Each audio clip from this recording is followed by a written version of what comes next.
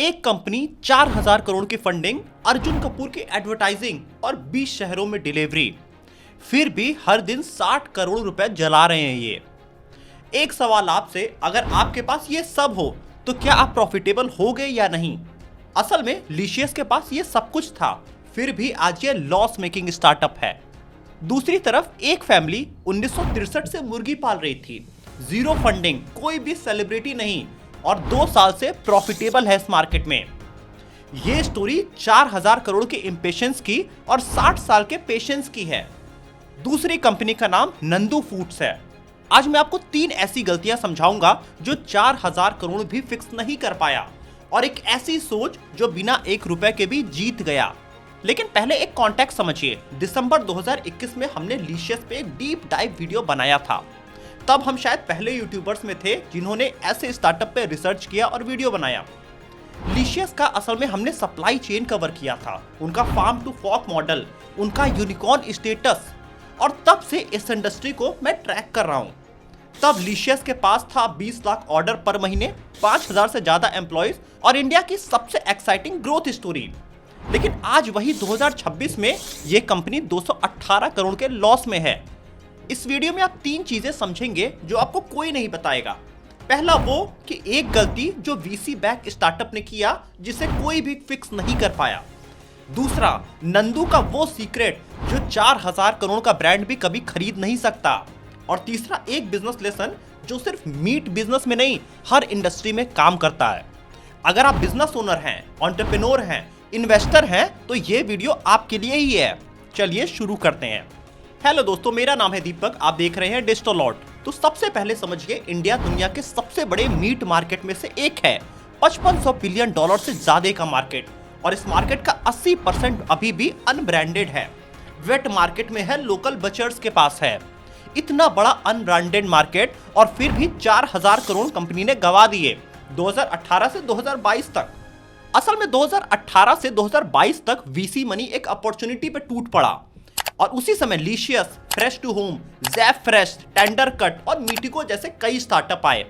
सबने सोचा पैसा लगाओ, एक्सपेंड करो, प्रॉफिट बाद में देखी जाएगी, और रिजल्ट वही निकला जो हमेशा होता है।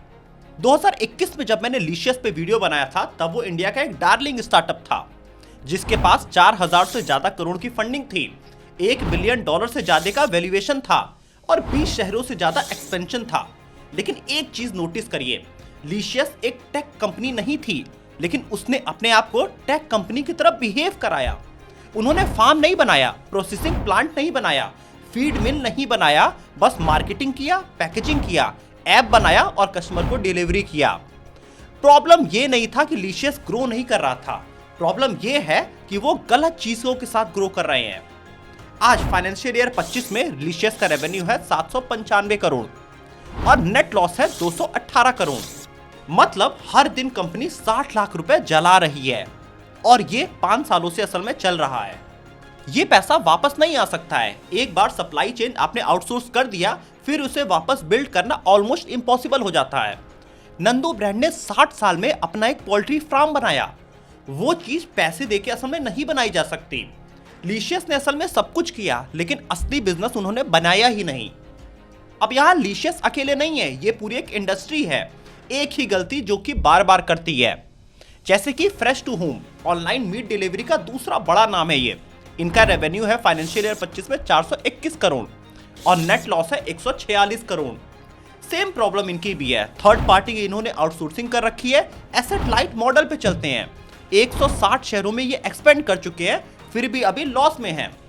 और मीटिगो, जिसपे हमने वीडियो बनाया था, आज उसे आईटीसी ने फरवरी 2025 में एक्वायर कर लिया है, क्योंकि ये इंडिपेंडेंटली सरवाइव कर ही नहीं सकता। साथ ही जालोंगी, जिसपे हमने डीप डाइव वीडियो किया, उसकी भी सेम स्टोरी है।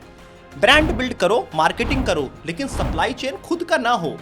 हर कंपनी का एक ही फॉर्मूला है, फंडिंग ले आओ, एक्सपेंड करो, प्रॉफिट बाद में आएगा।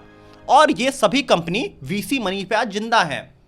असल में एसेट लाइट मॉडल फूड में तब काम करता है जब सप्लाई चेन अपने कंट्रोल में हो, वरना लॉस ही लॉस होता है इस मार्केट में। अब तीसरे विलेन पे आते हैं, जो कि सिर्फ एक स्टार्टअप की कहानी नहीं, पूरे इंडिया की वीसी इकोसिस्टम की प्रॉब्लम है। एक हार्ड ट्रूथ समझिए, वीसी को प्रॉफिट से मतलब नहीं होता है, वीसी को एग्जिट से मतलब होता है। पिछले 20 सालों से यही मॉडल चल रहा है, कंपनी बेचो रिटर्न लो। तो लीशियस पे भी यहां प्रेशर था कि आप फास्ट ग्रो करो, हर शहरों में एक्सपेंड करो, बिना ये सोचे कि क्या हमारा सप्लाई चेन रेडी है, क्या एक भी बुरी डिलीवरी से कस्टमर परमानेंट गॉन नहीं हो जाएगा। और एक चीज, आज लीशियस इतना बड़ा रेवेन्यू बना रहा है जो कि ज़ेप्टो और स्विगी जैसे प्लेटफॉर्म से आता है उनका मेन पैसा। अगर मान लीजिए कल को ज़ेप्टो ने लीशियस को डिलिस्ट कर दिया तो क्या होगा? इनका पूरा का पूरा बिजनेस अचानक से गिर जाएगा।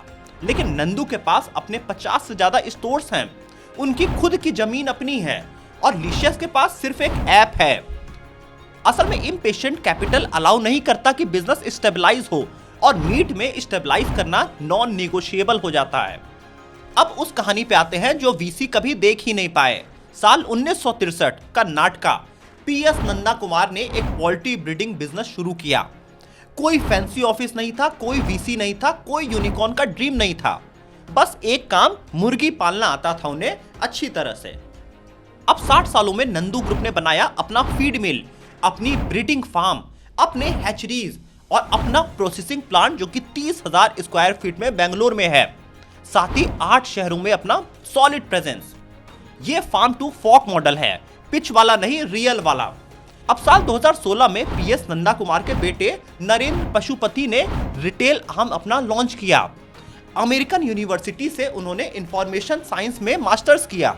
यूएस में उन्हें जॉब भी मिली, लेकिन वो इंडिया आ गए, फैमिली बिजनेस ज्वाइन किया और पूछा अब हम सीधे कंज्यूमर को बेचेंगे कैसे। और नंबर सामने आप देख सकते हैं, फाइनेंशियल ईयर 25 में नंदू ग्रुप के नंबर्स 143 करोड़ इनका कुल रेवेन्यू है। एबिटा अगर देखें तो फाइनेंशियल ईयर 25 में 2.07 करोड़, ये पहली बार पॉजिटिव में आया। मंथली रन रेट है 15 करोड़ का, और असली बात, रिपीट कस्टमर है 78%। साथ में 50 स्टोर और 35 से ज्यादा सिटीज में अभी ये एक्सपेंड कर चुके हैं, और मैच्योर स्टोर्स में EBITDA मार्जिन इनके 20% से ज्यादा हैं। एक तरफ लीशियस 4000 करोड़ के फंडिंग लॉस में है, फ्रेश टू होम 100 करोड़ से ज्यादा लॉस कर चुकी है, वही नंदू ग्रुप जीरो फंडिंग और 1 साल पहले प्रॉफिटेबल हो गया। अब किसी दिन सुबह तुमने एक ऑनलाइन ऐप बना लिया, मार्केट से चिकन उठा ले आए और ऑनलाइन बेचने को तैयार हो गए और सोचेंगे कि यह $1 बिलियन प्रॉफिटेबल बिजनेस बनेगा। नहीं दोस्तों, ऐसा नहीं होता है। ये वैल्यूएशन ड्रिवन बिजनेस बन सकता है, लेकिन ये मार्केट में सस्टेन कभी नहीं करेगा। अब समझिए नंदू प्रॉफिटेबल क्यों है। 3 सॉलिड आपको रीजन से समझाते हैं। सबसे पहला रीजन, सप्लाई चेन का ओनरशिप है इनके पास। जब भी मार्केट में चिकन के प्राइस असल में ऊपर जाता है तो लीशियस और फ्रेश टू होम क्या करते हैं, मार्केट प्राइस पे इन्हें खरीदना पड़ता है, इनकी ये मजबूरी है। लेकिन नंदू क्या करता है, अपना ही चिकन है खुद का, तो ये कॉस्ट एडवांटेज हो जाता है उनके लिए। हजारों करोड़ की फंडिंग भी ये चीज रेप्लिकेट नहीं कर सकती, क्योंकि इसका जवाब है 60 साल का एक्सपीरियंस। और ये बिजनेस पैसे से नहीं, समय से, टाइम से जीता जाता है। दूसरा रीजन समझिए, क्लस्टर स्ट्रेटेजी इनकी। नंदू ने असल में पैन इंडिया एक्सपेंशन ही नहीं किया, पहले कर्नाटका, फिर साउथ इंडिया, फिर आगे एक्सपेंशन का सोचा। मीट में सप्लाई चेन असल में सब कुछ है, पेरिशेबिलिटी यहाँ पे आवर्स में होती है, डेज में नहीं। मतलब मीट 1 से 2 दिन में खराब होने लगता है। इसीलिए अगर आप क्लस्टर के बाहर जाओगे तो क्वालिटी गारंटीड गिरेगी। ये डीमार्ट वाली स्ट्रेटजी है, क्लस्टर में पहले डोमिनेट करो, फिर उसके बाद थोड़ा मार्केट में आगे बढ़ो। तीसरा रीजन आप समझिए, रिपीट कस्टमर का सबसे बड़ा मोट है इनके पास। 78% रेवेन्यू इनके रिपीट बायर से आते हैं। मतलब नंदू को बार बार नए कस्टमर नहीं ढूंढने पड़ते। कस्टमर एक बार क्वालिटी टेस्ट करता है, फिर वापस इनके पास दोबारा आता है। मीट इंडस्ट्री में एक बुरी डिलीवरी आपकी और कस्टमर परमानेंटली गॉन हो जाता है, इसीलिए क्वालिटी सब कुछ होता है इस बिजनेस में। अब आपको समझ में आ चुका है कि नंदू वाकई में प्रॉफिटेबल असल में कैसे हुआ, क्योंकि असली कंट्रोल इनके पास सप्लाई चेन मॉडल का है, जो कि उनको मार्केट में एक्स्ट्रा एडवांटेज दे देता है। अब इस बिजनेस स्टोरी से आपको 3 बड़े लेसन मिलते हैं जो आपको जरूर सीखने चाहिए। पहला लेसन, फास्ट ग्रोथ हर इंडस्ट्री में असल में एडवांटेज नहीं होता। स्टार्टअप वर्ल्ड में बर्न करना असल में कूल समझा जाता है, लेकिन नंदू ने प्रूव किया ये फुलिश मॉडल है। मीट एक बायोलॉजिकल बिजनेस है, यहाँ स्पीड से नहीं क्वालिटी से रेस जीती जाती है, और पेशेंस से ही क्वालिटी आती है। जो तेज चलता है फाउंडेशन के बिना, वो तेज गिरता भी है। पेशेंट कैपिटल हमेशा जीतेगा। दूसरा लेसन समझिए, अपना कोर एसेट खुद से कंट्रोल करो। लीशियस ने सप्लाई चेन आउटसोर्स किया, नंदू ने उसी पे अपना कंट्रोल किया।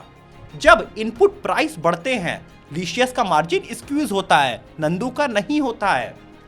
जो भी अपने कोर मार्केट को कंट्रोल करेगा वो मार्केट कंडीशन से कभी नहीं डरेगा। जो आउटसोर्स करेगा वो हमेशा मार्केट का शिकार होगा। तीसरा लेसन है प्रॉफिटेबिलिटी। लीशियस का रेवेन्यू 795 करोड़, नंदू का रेवेन्यू 143 करोड़। कौन बेटर है इसमें, वो जो 795 करोड़ पे 218 करोड़ डुबाता है या वो जो 143 करोड़ पे 2 करोड़ ही बचाता है? रेवेन्यू वैनिटी है और प्रॉफिट सैनिटी है। कैश फ्लो हमेशा रियलिटी है। तो ये थी दोस्तों नंदू की कहानी। हमने 3 विलेंस पे बात की है। लीशियस का मॉडल जो कि इम्पेशेंट कैपिटल और थर्ड पार्टी सप्लाई पे डिपेंडेंट है। वहीं फ्रेश टू होम पे बात किया जो कि सेम मिस्टेक कर रही है। साथ में वीसी इकोसिस्टम जिसको हर कॉस्ट पे ग्रोथ चाहिए। और एक हीरो जो 60 साल के स्ट्रगल के बाद मार्केट में प्रॉफिटेबल हो गया। 2021 में जब मैंने लीशियस पे वीडियो बनाया था मुझे लगता था ये स्केल हो जाएगा, और आज 2026 में मैं कहता हूं बिजनेस में स्पीड नहीं डायरेक्शन मैटर करता है। नंदू सही डायरेक्शन में था 60 सालों से।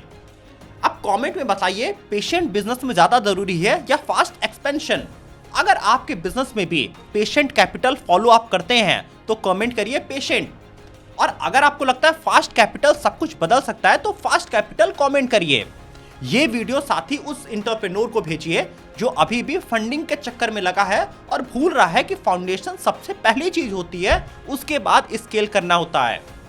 अगली वीडियो में मैं एक ऐसे बिजनेस की कहानी आपको बताऊंगा जो बिना फंडिंग के इंडियन मार्केट का लीडर बन गया। तो कैसी लगी आपको ये वीडियो कमेंट करके जरूर बताइएगा। अगली वीडियो के लिए चैनल को जरूर सब्सक्राइब कर लीजिए और नोटिफिकेशन बेल भी ऑन कर लीजिए। मिलते हैं अगली वीडियो में फिर से, तब तक जय हिंद।